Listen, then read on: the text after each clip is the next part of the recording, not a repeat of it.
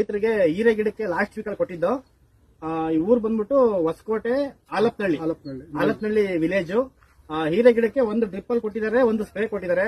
Miracle result ಬಂದಿದೆ ಈ ಹೀರೆ ಗಿಡಕ್ಕೆ. ತುಂಬಾ ಸರ್ ನಿಮ್ಗೆ ಏನ್ ಅನಿಸ್ತಿದೆ? ಈಗ ಮುಂಚೆ ಏನ್ ಬಳಸ್ತಿದ್ರೆ ಹಾಗೆ ಹಂಗಿತ್ತು ಗಿಡ, ಇದು ಬಳಸಿದ್ಮೇಲೆ ಏನ್ ಚೇಂಜಸ್ ಆಗಿದೆ? ಮುಂಚೆ ಕಾಯಿ ಕೀಳ್ತಾ ಇದ್ರಿ, ಮುಂಚೆ ಅಂಗಡಿಗಳವ್ರು ಯಾವ್ದಾವ್ದು ಕೊಡೋರು ತಗೊಂಬಂದು ಹೊಡಿತಾ ಇದ್ವಿ. ರಿಸಲ್ಟ್ ಈ ತರ ಕಾಯಿ ಈ ತರ ಬಂದಿರಲಿಲ್ಲ. ನೋಡಿ, ಈ ತರ ಲಾಂಗು ಆಮೇಲೆ ಫಿನಿಶಿಂಗ್ ಎಲ್ಲ ಬಂದಿರಲ್ಲ.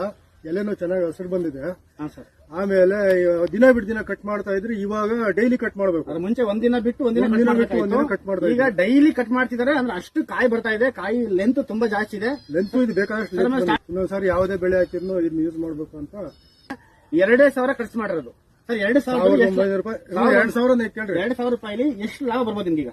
2,000 ರೂಪಾಯಿ ನಮ್ಗೆ ಬೇಕಾದಷ್ಟು ಈಲ್ಡ್ ಬಂದ್ಬಿಟ್ಟು ಒಂದೇ ಒಂದ್ ದಿವಸದಲ್ಲಿ ನಮ್ಗೆ 2,000 ಬಂದ್ಬಿಡ್ತದೆ. ಒಂದೇ ಒಂದು ಇನ್ನೆಷ್ಟು ಬರ್ಬೋದು? ಈಗ ಮುಗಿಯಷ್ಟು ಎಷ್ಟು ಬರ್ಬೋದು ನಿಮ್ಗೆ? ನಮ್ಗೆ ಇದು ಟೋಟಲ್ ಮುಗಿಯೋದ್ರಲ್ಲಿ ಏನಿಲ್ಲ ಅಂದ್ರೆ ಒಂದು 1,000 ಗಿಡ, 1,000 ಮೂಟೆ, 10 ಕೆಜಿ ಅಂದ್ರೆ 3 ಲಕ್ಷ. 2,000 ಖರ್ಚು ಮಾಡಿದ್ದಾರೆ, ಓಕೆನಾ? ಆದ್ರೆ 3 ಲಕ್ಷ ಬರುತ್ತೆ ಅಂತ ರೈತರು ಹೇಳ್ತಿದ್ದಾರೆ. 3 ಲಕ್ಷ ಆಗುತ್ತೆ. ಈ ರೇಟ್ ಬಂದ್ಬಿಡ್ತಾರೆ. ರೇಟ್ ಬಂದಿದೆ ಇವಾಗ. ನಾನೀಗ ಅದು ಹೀರೆ ಗಿಡ ತೋರಿಸ್ತೀನಿ, 1 ಸೆಕೆಂಡ್. ಕಾಯಿ ನೋಡಿ ಯಾವ ತರ ಕೆಳಗಡೆ ನೋಡಿ, ಒಂಥರ ಜೋತ್ ನೋಡಿ, ಸೈಜ್ ನೋಡಿ, ಎಲ್ಲ ಕಾಯಿ ನೀವು ಎಣ್ಸಕ್ಕಾಗಲ್ಲ ನೋಡಿ. ಬಕ್ಕನ್ ಓಡಾಡ್ಬೇಕು. ನಾನೇ ಬಕ್ಕಂಡ ಹೋಗ್ತಾ ಇದ್ದೀನಿ ಈಗ ನೋಡಿ. ಈ ತರ ಬೆಸ್ಟ್ ರಿಸಲ್ಟ್